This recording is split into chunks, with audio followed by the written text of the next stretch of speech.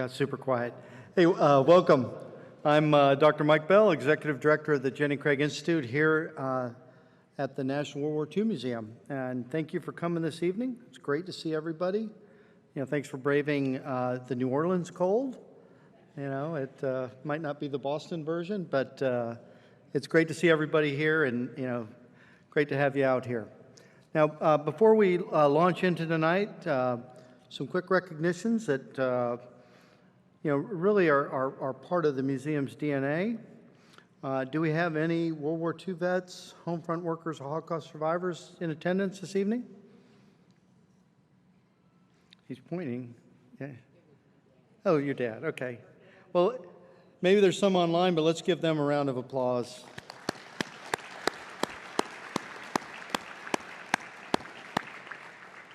The next one, any veterans or active duty service members of our armed forces from any era, would you stand or wave to be recognized as well? Let's give them a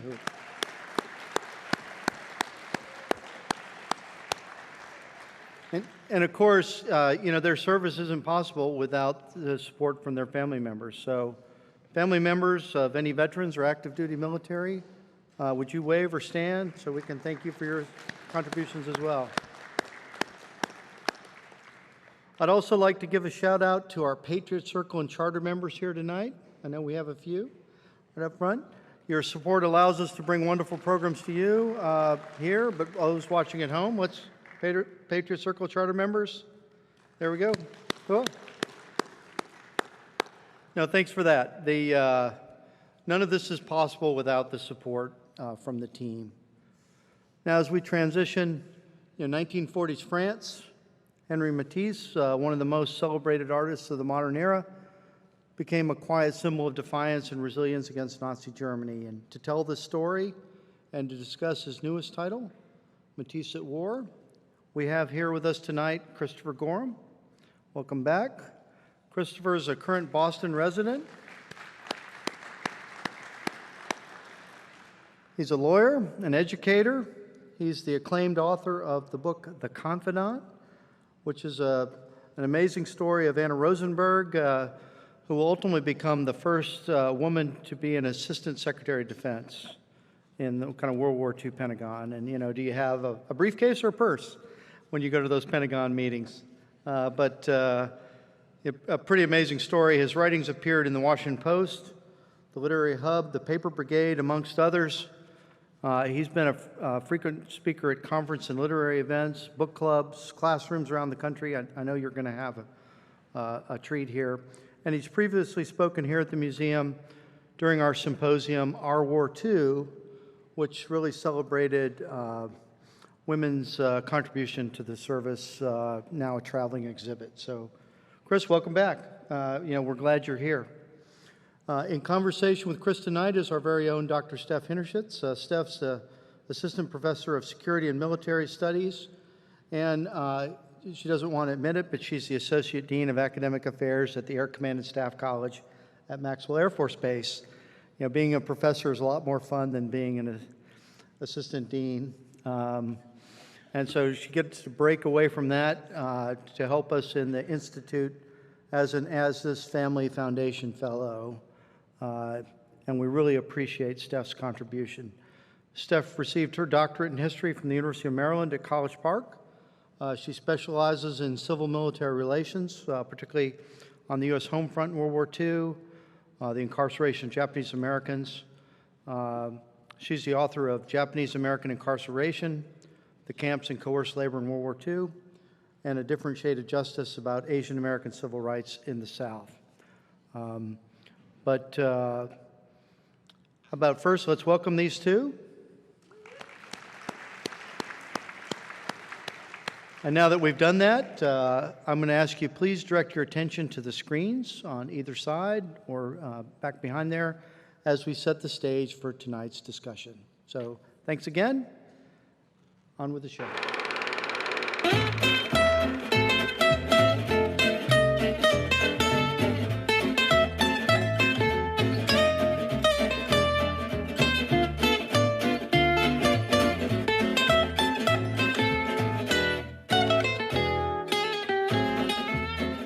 By By 1939, Henri Matisse was not the celebrated artist he had been earlier in the century. His wife was divorcing him. His health was failing. And in May of 1940, Hitler's blitzkrieg struck. Denmark and Norway fell. Then the Netherlands, Luxembourg, and Belgium. Das Ziel heißt Paris. German panzer divisions crashed into France. Within a week, they were in the heart of the country, cleaving it in two. Weit auseinandergezogen rückt die Infanterie vor. By the third week of June, it was over. France surrendered.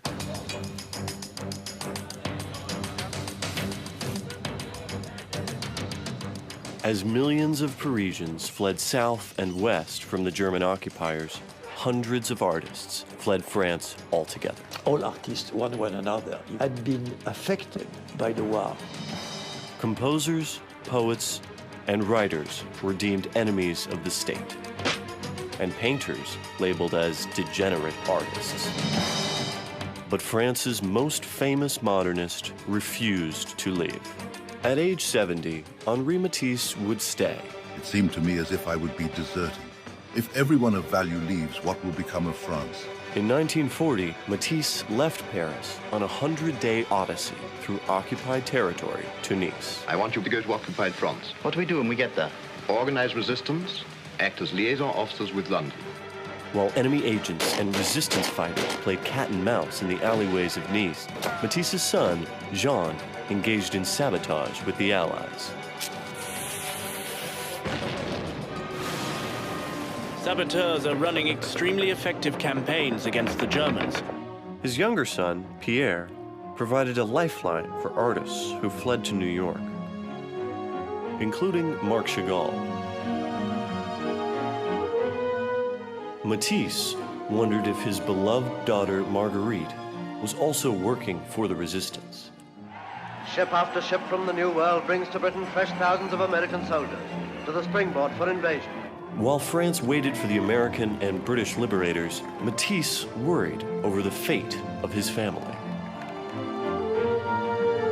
He persevered in his art, inventing a new paper technique that led to some of his most iconic pieces.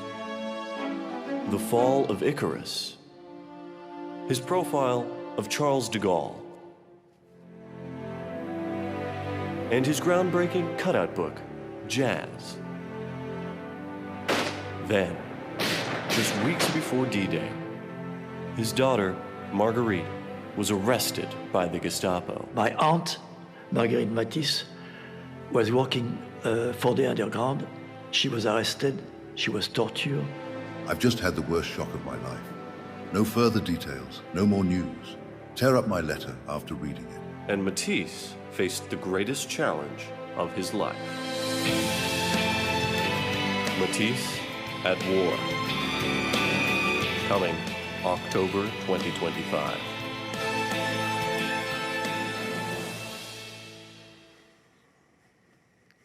All right, great. Thank you, Christopher. Yeah, let's give some applause. So thank you so much for being here with us tonight. Thank you, everyone, for coming. And this is really a great book. And I have to say that, one, because I love it, but also, two, because I blurbed it. So if I did not think it was a good book, that would be really awkward. But I do love it. And one of the great things about Chris's work is his ability to take individuals that maybe we know very well or ones that we don't and recreate their world during World War II to help us get a little bit of a different understanding of that specific period in time. So I want to start off actually by following up on your great trailer and asking you to actually tell us a little bit about Henri Matisse. Specifically, maybe a little bit of his background, and then what is he doing by the time World War II actually breaks out? Sure. Thank you, Steph. Thank you all for being here. It's wonderful to be back at the National World War II Museum. So this season of thanks. Thank you, and thank you, Steph. She gave it 5 stars, so thank you. Henri Matisse was nearly 70 when the Second World War broke out, and on the eve of war, he was no longer considered the avant-garde artist that he had once been. He was considered sort of a bourgeois. The Cubist had passed him by, the Surrealist had passed him by, and he had sort of bottomed out in terms of his artistic reputation. The other interesting thing about Matisse in 1938-39 is that family support system that he had so relied upon. His two sons, his daughter Margarite, and his wife, they had splintered, which I think Steph and I will talk about in a moment, but that left him at a very vulnerable moment right at the outset of the war.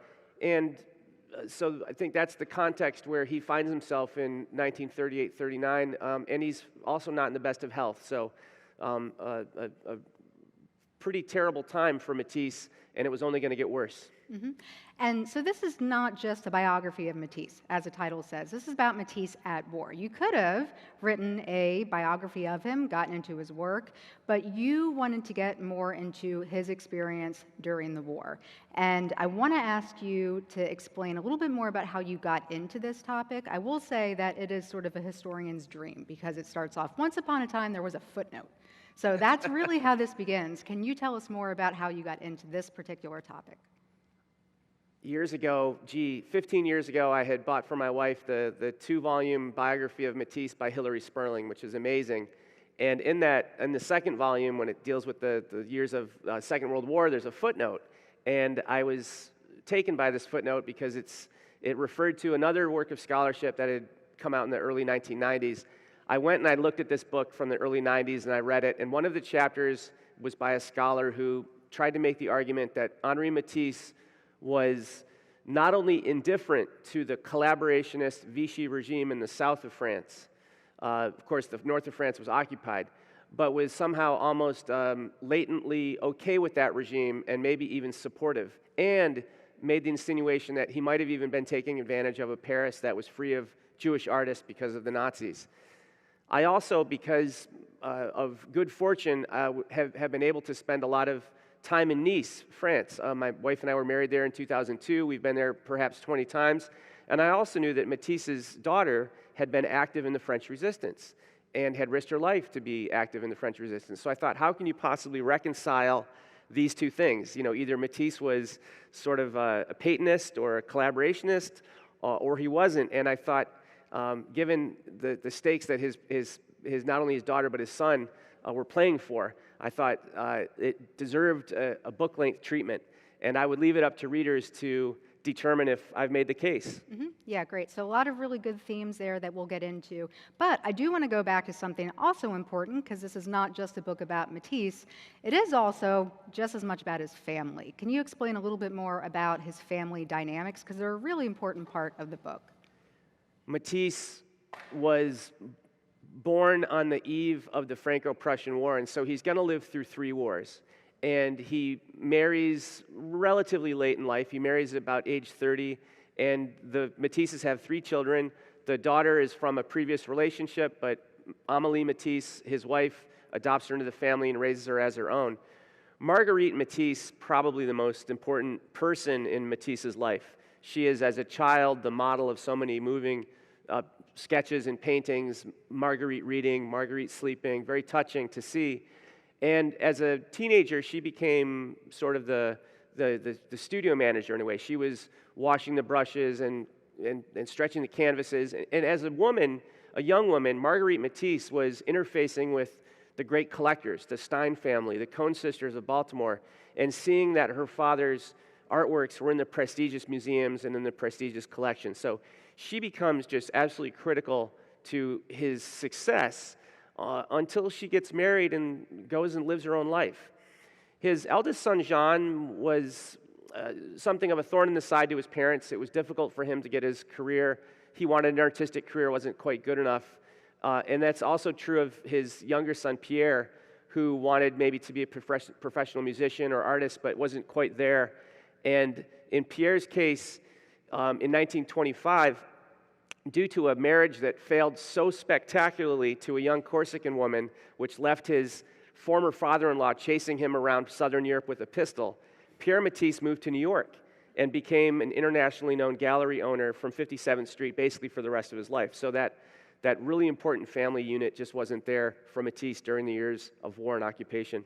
There's another individual who plays a really important part in this book, and that is a woman named Lydia. Can you tell us a little bit about who she was and how she factored into the family dynamics? By the early 1930s, Matisse is spending more and more time in Nice, which is in the southeastern corner of France. So he's not in Paris anymore, really. He's down in this pocket paradise where the palm trees are waving in the sunshine and the breeze. And his wife, however, Amélie, is kind of done with him. She's no longer helping out really with the studio. She's suffering from depression and illness, and the warmer weather doesn't really help her.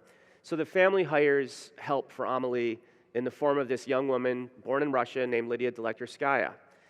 This is not going to turn out very well, I'm afraid, because in 1935, Lydia is working at the apartment doing her duties, and Matisse looks at her and says, "Hold still," and gets out his sketchbook. And the painting that became the result of that sketch was The Blue Eyes, one of the most famous Matisse works. And of course, Lydia becomes the model, the muse, and indeed the studio manager that had once been a role that had once been played by his wife, then his daughter Margarite, and now is played by Lydia Delectorskaya, really all during the war years and indeed until the end of his life. Yeah, and she is a character that you follow throughout the entire book. So it's almost like she's a little subplot in and of herself. So we've got Matisse, we have his family and those dynamics, but also you could say is probably like a third character in this book. That's France and Nice and France. So can you set the stage for what is Nice like at the outbreak of the war? Nice is a beautiful Mediterranean port city. It's been fought over centuries by the Phoenicians, the Greeks, the Savoy counts, Russian aristocrats. Everybody wants to have a piece of Nice, right? And so in the late 1930s, it's only 30 kilometers away from fascist Italy, and Matisse writes his son Pierre a couple of times to say, "I'm afraid that we're going to be invaded, and it's not by Hitler's Germany, it's by our Latin neighbor, fascist Italy," and that is a real worry. So the critics of Matisse, both then and almost up until today, often take the line that, hey, Matisse took the easy way out. He wasn't up in occupied Paris like Picasso was, interfacing with the Germans. He took the easy way out and went down to Nice to indulge in the prodigious pleasures of that city. Well, I would offer you that counter-argument. He knew when he was down there that it was going to likely be invaded by one of the fascist armies. It might not be Germany yet, but it might be Italy. So this beautiful, contested city, it was the birthplace also of the Italian hero Garibaldi. So this made it a tremendous prize for Il Duce.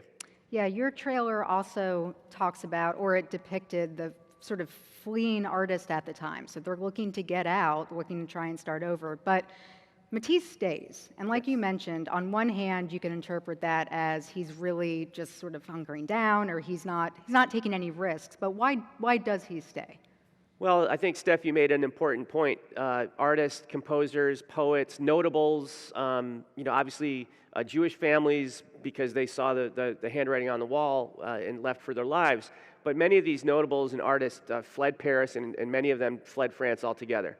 And Matisse's son, who's in New York, says to his father, "Look, you're 70 years old, you're not in very good health, there's a war on the horizon. Why don't you come to the United States? I have a teaching position for you up near San Francisco." Matisse has a visa to Rio de Janeiro in his coat pocket. Others are asking him to get out of harm's way, and he likens it to desertion. He says, if everyone of value leaves, what will become of France? And he's not going to leave. And later in the war, the American agent Varian Fry pays a visit to him 2 times and tries to get him to leave for his own safety, and he just says, "No, I'm not leaving." So he is defiantly remaining, and in a way, just by remaining and continuing to paint and continuing to create, he was making a statement that the French people understood. Right, and then we have a special exhibit. So we do have the Degenerate art special exhibit, which you can check that out if you haven't had the chance to already. You've had the opportunity to take a look at it. Yeah, so can you put Matisse in the context of this particular exhibit, but also maybe explain a little bit about this idea of degenerate art? Yes. In those late 1930s where I said his artistic reputation is bottoming out, his family unit isn't there, his health is not great, the other problem was that in Germany, and he knew German artists, Paul Klee, Kandinsky, and the like. In Germany, he's an enemy of the state. because the Degenerate art exhibition in Germany starting in 1937 takes Jewish art off of the walls of museums and out of collectors and puts it into this traveling exhibit that is not meant to engender an appreciation of modern art, but to invite mockery and jeering and laughter at it. And Matisse and Picasso and Klee and Kandinsky all find themselves part of this Degenerate art exhibition, which crisscrosses Germany. So millions of people pay a visit to make fun and to mock. And you know, the danger is Matisse is an enemy of the state, and if Germany takes over more and more parts of Europe, he's an enemy of those parts of Europe as well, and maybe even will wind up an enemy in his own country of France. And you mentioned Picasso. So another important part of your book is his relationships and interactions with other artists. So this Yes. is something that if you do get the book, which I hope you do, you'll be flipping through and reading and see a lot of different names that you probably recognize. But can you explain more about his relationships with some of these big name artists?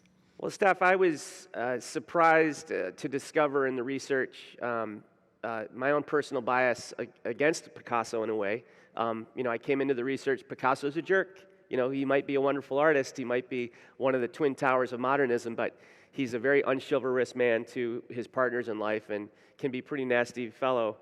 And I was surprised to learn that that can be true, and what can also be true at the same time is that he can be a very respectful younger artist to Matisse. He respected and venerated Matisse in a way that he respected no other living artist. He collected some Matisse works. He borrowed from him stylistically. He paid visits to Matisse, even when it was very difficult to go anywhere within France.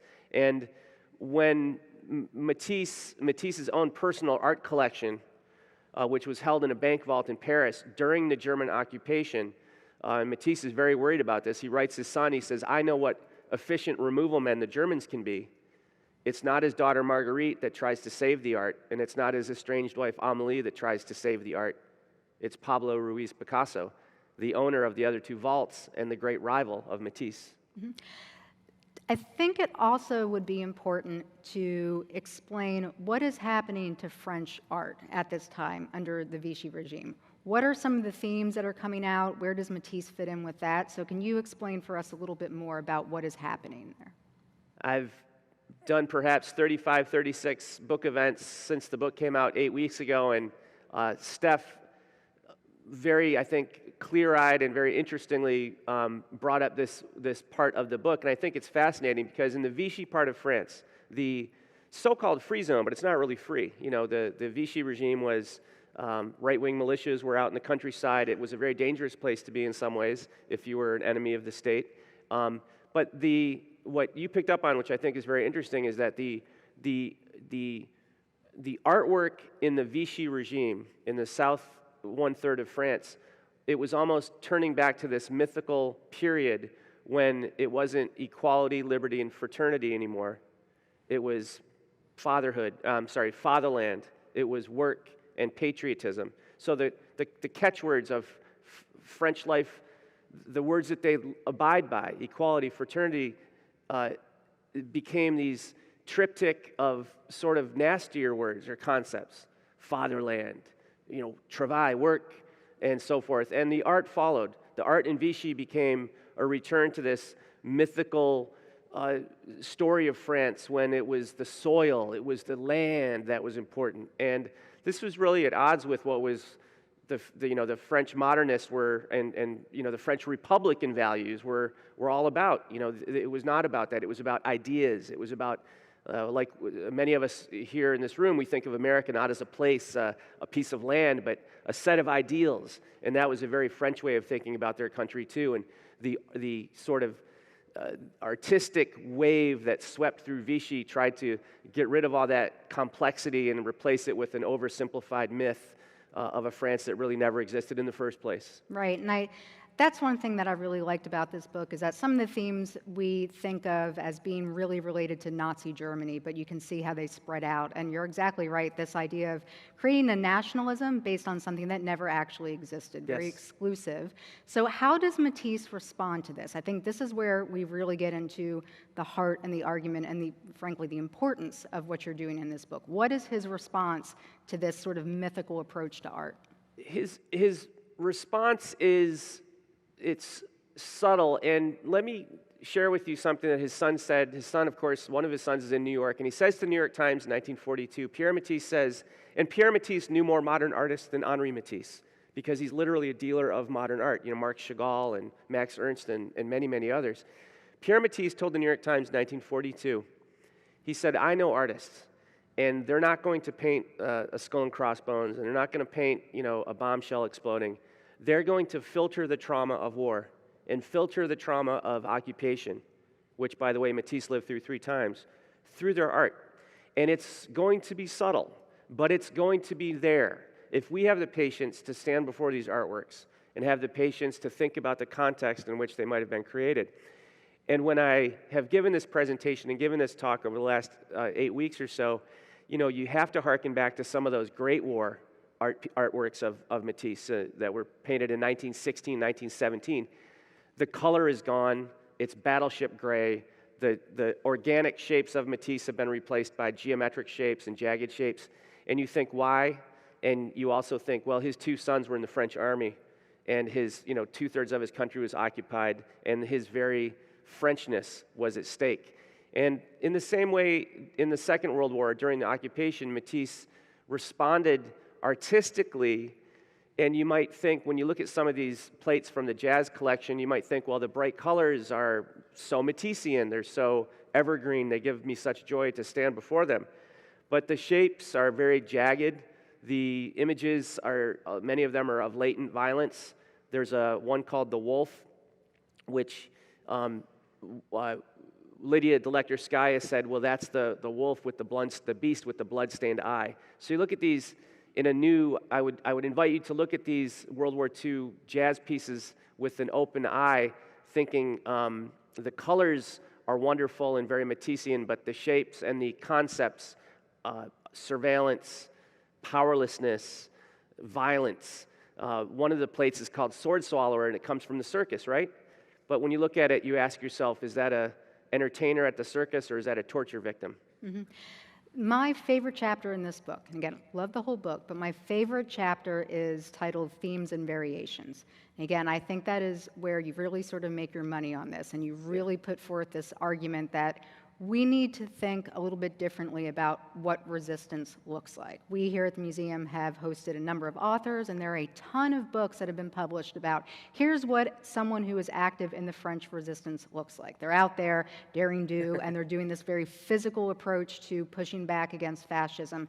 What you're offering is a much different look about what shape resistance could take. Could you talk a little bit more about that? Sure, absolutely. The chapter that Steph is referring to was also a tremendous discovery I made in the research. It's a chapter where a poet named Louis Aragon goes down to visit Matisse, and Aragon's on the Gestapo hit list. He's literally going to become known as one of the poets of the French Resistance, and he quite literally risked his life to go down and meet Matisse, who's an older man, but a venerated French artist, one of the jewels of French cultural life, and he just wants to meet this man. And I think that speaks volumes to the role that Matisse, the figure, played, the defiant painter who remained in his country and continued to work. He had been told in World War I, you can't go in the trenches, you're too old, but what you can do is continue to paint well. And so he does in World War II.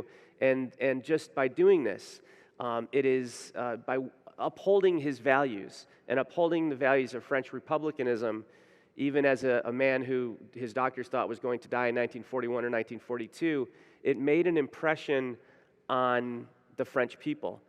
He and Aragon and others, in fact, would speak often about these sort of French Middle Age concepts from the Middle Ages that, like, a French nobleman that's been captured by the English in 1415 and kept in prison for 20 years.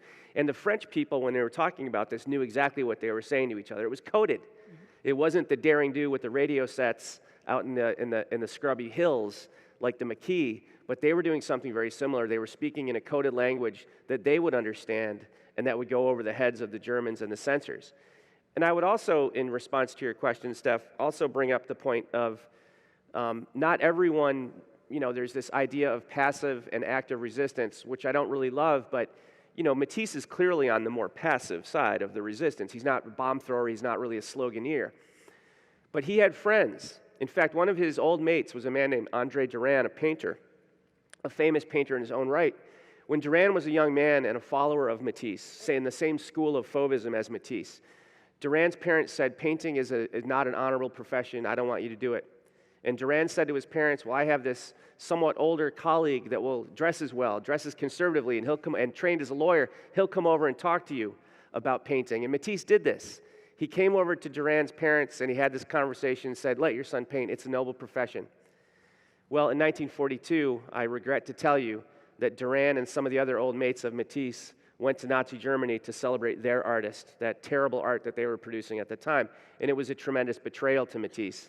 So just by upholding those values was meaningful to the French people. He really fits in with many other figures that we think of at the time with the French Resistance. So, people who saved art and artists who did all kinds of different things, working with museums and writing. He sort of fits in with that. And also, it is important to know he is very ill. Yes. So if you're thinking about what can you do as an act of resistance when you physically might not be able to go out there in the fields and do all these crazy things, there are things that you can do. You can just work. Yes. What are you good at? How can you use it? That's something that I think is really, really key here, right? Yes, they knew, the French people. Picasso's companion during these years is a young woman. She's in her mid-20s. Her name is Françoise Gillot. Herself, she was a painter, a really good painter. And she said, we had the great poets of the resistance like Éluard and Aragon, but we also saw Matisse, white-haired in almost dying, and still creating. And she said, this is the word she used, he was a beacon to us young French people during the darkest days of the occupation. So you don't have to be a sloganeer. You don't have to hurl hand grenades at the enemy. You very often have to just continue to maintain and to express those values, again, those American values or those values of French republicanism that have kept us in good stead for 2.5 centuries. Yeah, and I don't want to give too much away, because I do want you to buy the book, but you do have a chapter where you give some really great examples and sort of step-by-step how he was able to take some of these classic French medieval figures that on the surface are very conservative looking. They have a lot of conservative values, but using his artist's ability to bring out nuance, or actually is very subversive. And I think that's also something that he was really, really good at, right? Like getting at the subversive elements of resistance. The subversive nature of some of his works during the war was very important. And again, it was not something that everyone was going to register. The censors were not going to pick it up. The Germans were not going to pick it up. But not only does Aragon, the poet of the resistance, come down to meet him, not only does François Gillot say that he was a beacon to the young, but the great photographer, whose photographs I'm sure are somewhere in this wonderful museum, Henri Cartier-Bresson, escaped from a German work camp. And he too went down to Nice at great personal risk to meet the great artist. And so yes, by subtlety, by subversion, I think that's a great word, Steph. Subversion and subtly patriotic and defiantly patriotic, and that meant a great deal to his country during a very trying time. So what about his family, though? Are there other things that his family members were doing that maybe fits in a little bit more into the active form of resistance? Jean, all three of his children, in one way or another, were more active in their resistance, and I find this just remarkable. His son in New York would make a trip to Europe in 1946 after the war, and would be briefly jailed in Spain for being on the wrong side of Franco. But during the war, he was in New York. But he was receiving artists like Max Ernst and Marc Chagall. And when Marc Chagall gets to New York, he had to flee the Nazis for his life. He and his wife get to New York, and Chagall says, well, I'm Russian, I speak French, I don't know English, I don't know what I'm going to do with my life. And he goes to Pierre Matisse Gallery, where they can speak French together, where they can have a cup of café together. And Pierre Matisse becomes the great champion of Chagall, and sort of, we don't have Chagalls on our dorm room walls if there's no Pierre Matisse. He exhibited him 13 times. He was a tremendous champion of Chagall and many others. So Pierre Matisse did his part. Jean Matisse, the eldest son, did his part.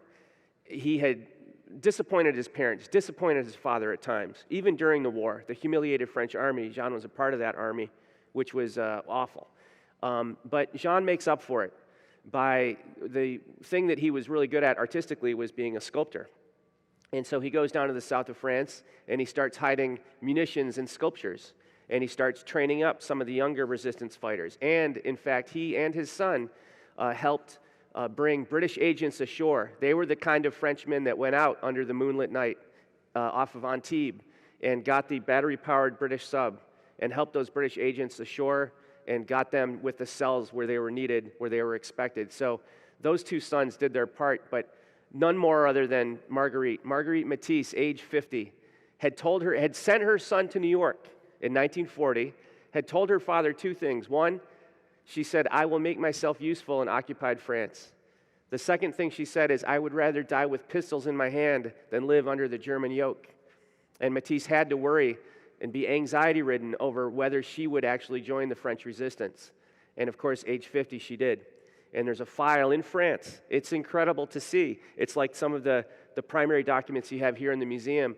You literally see this file in front of you with her code name, the months of operation, what she was tasked with doing. And ladies and gentlemen, the stakes could not have been higher for Margarite Matisse. Without giving everything away, could you give us a little bit more about Margarite? Well, she was denounced. We don't know by who, but she was denounced by probably another French person, and she was arrested by the Gestapo.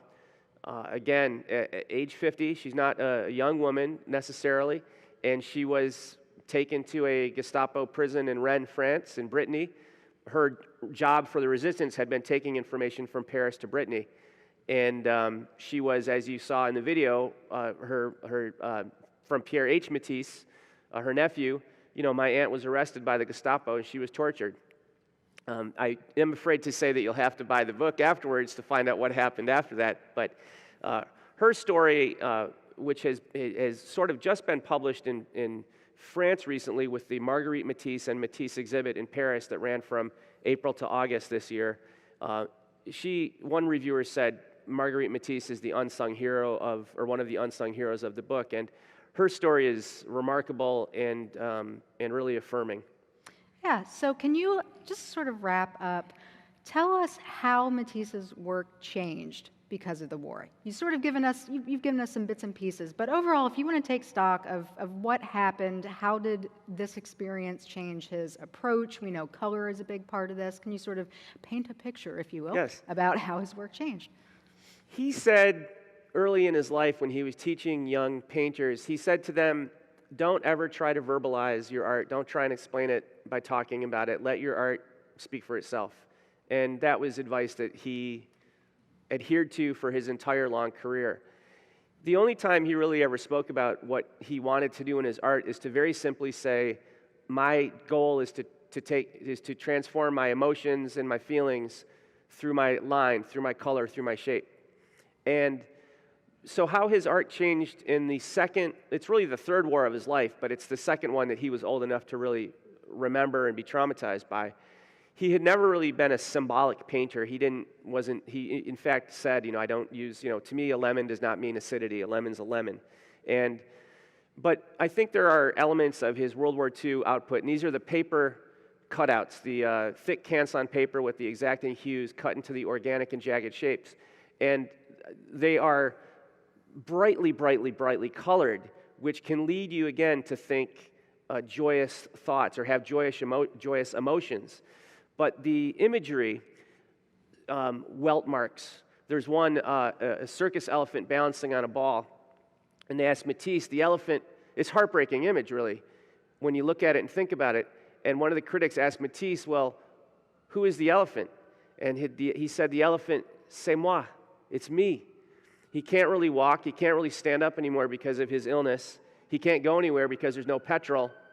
There's ambulances around, but he's kind of powerless, and his nation is kind of powerless. So his symbolism, to the extent he was a symbolic painter, I think the symbolism was a little less subtle, a little more heavy-handed in the years 1942, 43. He never missed an opportunity to put in the French tricolor, the red, white, and blue when he could, knowing that, if you do it in a flower vase, the German censors, they won't call you on it. So he was more symbolic. The wolf, the white elephant, images of powerlessness, images of falling. images that even in 1944 led commenters to think, well, that's the profile of Charles de Gaulle. And if that profile wasn't enough, he actually had little, what looked like gold buttons on either side of the profile, which would have mimicked the buttons on the general's uniform. So he was communicating his emotions to the French people through art, line, and through shape. Great. Well, I definitely want to make sure we leave time for Q&A from the audience, but thank you, Christopher, for this great book, and I hope all of you get the opportunity to read it. There's a lot of great messaging there about resistance, and I think it also really does a great job of adding to a lot of works that are really challenging how we think, or what we think resistance actually looks like. So I'll turn it over to the audience for Q&A. Thank you, Christopher. Thank you, Steph.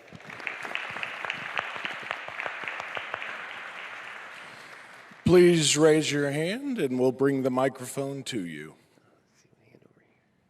It's going to be to your left towards the back, please.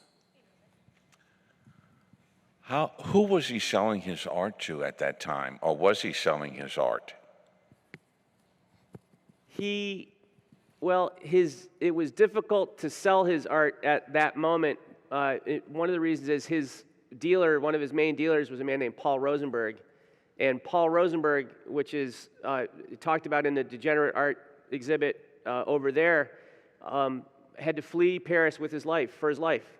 And his artworks were looted, including Matisse's, and Paul Rosenberg's apartment was also looted and turned into an office of anti-Semitism.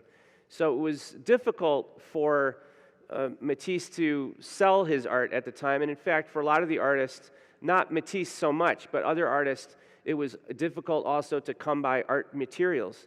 You know, Matisse was of the stature that he could actually help other artists get the paints and the canvases that they needed. But it was a very trying time. So he and his good friend Pierre Bernard, the other painter that lived close by to him and was also quite elderly and having some real struggles with his health. But he and Bernard talked a lot about the struggles of keeping your apartment heated, of trying to come up with enough materials to paint. So I think they were hoping that they would win the war, that the Americans would come in and help them win the war, and then they could start exhibiting again and start selling their art around the world again, which in fact came to pass. We have a question up here. I'm coming over with the microphone. We have one, and then we'll get...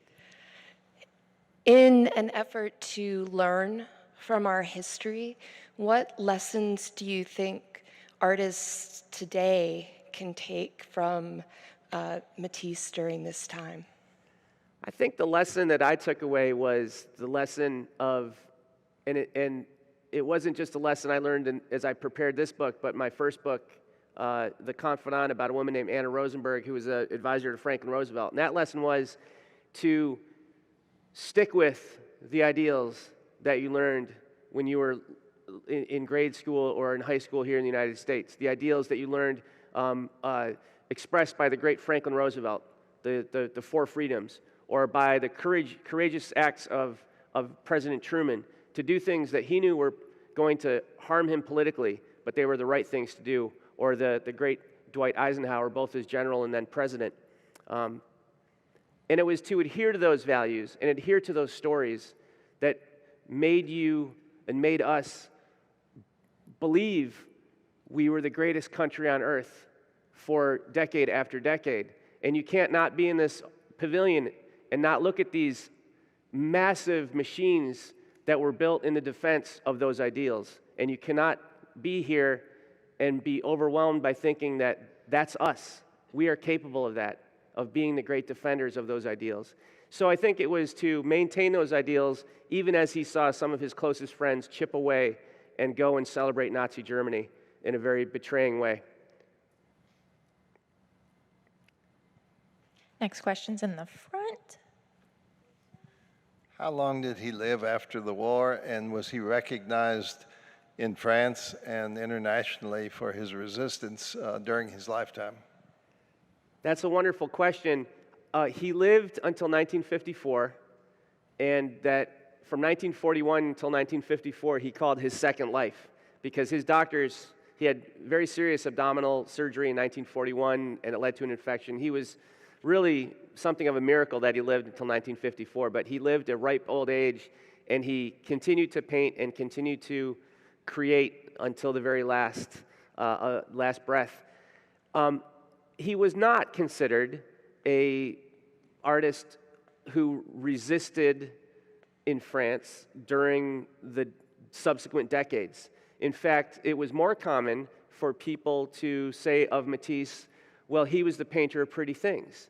He was the painter who wasn't, brave enough to live in occupied Paris. He went down to Nice, where living was good. Well, I hope that I've taken on those notions about Matisse in my book, one after the other. He knew that Matisse was a very dangerous place to be. He knew that he could respect a German artist, but he hated the German enemy. It was, I think, decades before some of the critics started to look at his works and even start to think, wow, that isn't such a pretty, pleasing picture. There's a lot more complexity and challenge going on in that. And I would invite us all to look at those World War I and World War II artworks of Matisse with a new viewpoint, knowing that he was almost working through trauma. So I hope that the story of his daughter Margarite, which has only recently come to light in France, and I hope my book, which expresses that same story to English-speaking audiences, I hope that that too leads to a reappraisal of Matisse as someone who is defiant in the face of fascism. Next question will be towards your left in the... These are wonderful questions. Thank you. Excuse me. Well, first of all, I own an art gallery, so I love what you said about his son Pierre and championing artists and giving them a space to show their work and tell their story. But my question is really actually about his use of color.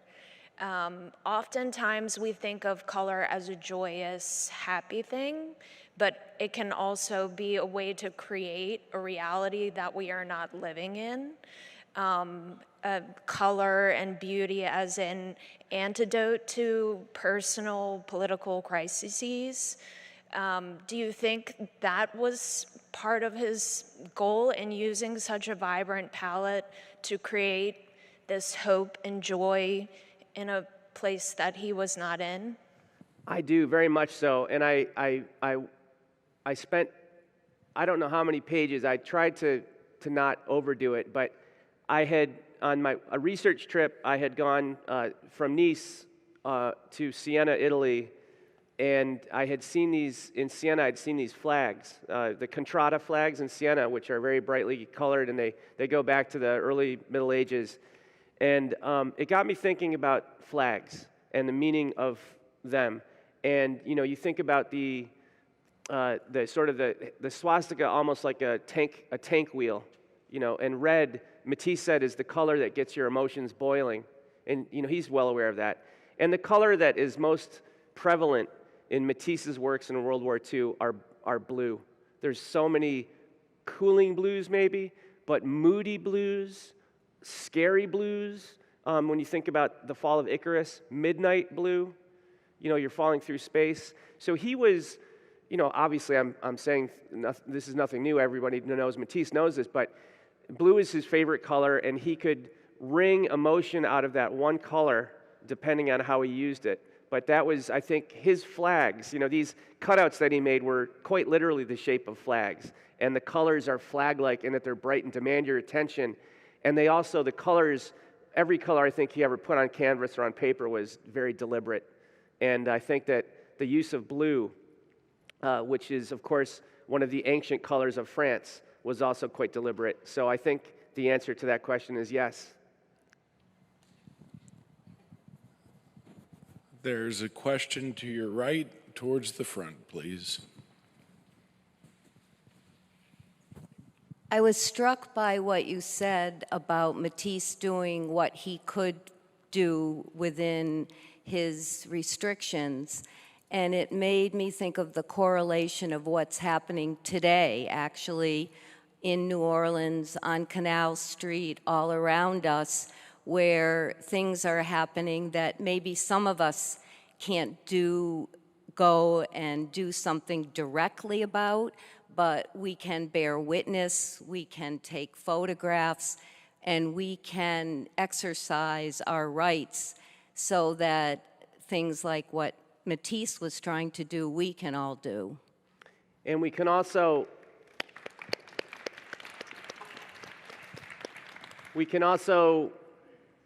tell stories. Professor Hinnerschitz and I both have spent time in classrooms, and one story that I tell my high school history students is about Dwight Eisenhower's will. When he died, he asked that he be buried in a regular simple pine coffin like that of his men that had served under his command. He didn't want grandeur, he didn't want empire, he wanted that. And I think if we share these stories with our young people, I think the message gets through. Do we have other questions out there? We have one over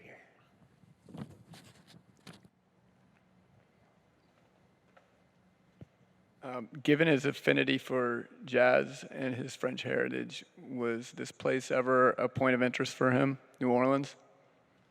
I didn't catch, Tanya, Okay. I didn't catch the last part. Given his affinity for jazz and his French heritage, was New Orleans ever a point of interest for him, or was he not well enough to get here? He had been to the United States. He hadn't been to New Orleans, but he had been, and this is kind of an interesting thing, because he's one of the, a lot of his painter colleagues had never been to the United States. Matisse had been to the United States. Matisse had a son who lived in the United States and who was feeding him information about the art world in New York City. So he knew he knew way more about America than a lot of his painter colleagues did, and which is, I think, interesting. Jazz is extremely interesting because that's the name that he calls this booklet of artworks that he does in World War II. And he does it very, very deliberately. The working title had been Circus, which puts the spotlight on the most marginalized people, the people that make their livelihood under the circus tent. This is not the Superman of Nazi Germany. These are the human cannonballs and the sword swallowers and the Roma. Matisse was personal friends with the Roma jazz guitarist Django Reinhardt. So when he permanently names this collection Jazz, it's because in that room over there where the Degenerate art exhibit is, there's literally a German booklet that was the Degenerate music booklet, and there's a very grotesque picture of an African American playing a jazz instrument with a Star of David. So that's how they viewed jazz. The Nazis viewed jazz as this mongrel art form that was impure and terrible, and Matisse elevated that art form by giving it color, by giving it imagery, and by giving it its name, jazz. Take that, Hitler. Did I answer that question about New Orleans? Round of applause for Chris Gorham and Steph Hinnerschitz. Thank you, Chris, for coming back. Thank you, Steph. It's always great to have you here. Some of Henri's works can actually be seen in the exhibit that Christopher just referenced in our Degenerate special exhibition. It is staying open a little bit late tonight for you all to view after you go and buy a book and have Chris sign it. The retail outlet to my left is blocked by the ambulance, but the book signing table is right there. He'll be signing copies as long as we have them. I'd like to invite everyone across the street to Kilroy's, the Higgins Hotel bar that will extend its happy hour for our guests tonight until 9 p.m. Hope some of you make it over there. And please mark your calendars for some upcoming events that the Jenny Craig Institute will be hosting this Friday. 2 events in 1 week, that's a lot. This Friday, we will be hosting our annual Orlin Russell Corey Memorial Lecture in partnership with the Churchill Society of New Orleans. It will feature Catherine Carter, who is a curator and a historian at Chartwell, which was Sir Winston's country estate. And she will be discussing her latest book, Churchill's Citadel, Chartwell and the Gathering Before the Storm. Of course, we have our Pearl Harbor commemoration this Sunday, December 7th, taking place in this room. Next month, January 14th, we will be hosting our annual Baptist Community Ministries Faith in Wartime lecture featuring the author Tim Townsend. Tim will be with us to speak on his book, Mission at Nuremberg, An American Chaplain and the Trial of the Nazis. You won't want to miss that, especially those of you that have seen the feature film starring Russell Crowe and Rami Malek. Again, thanks to Steph, thanks to Chris, thanks to you all, and now go get a book, go see the art, and have a great evening.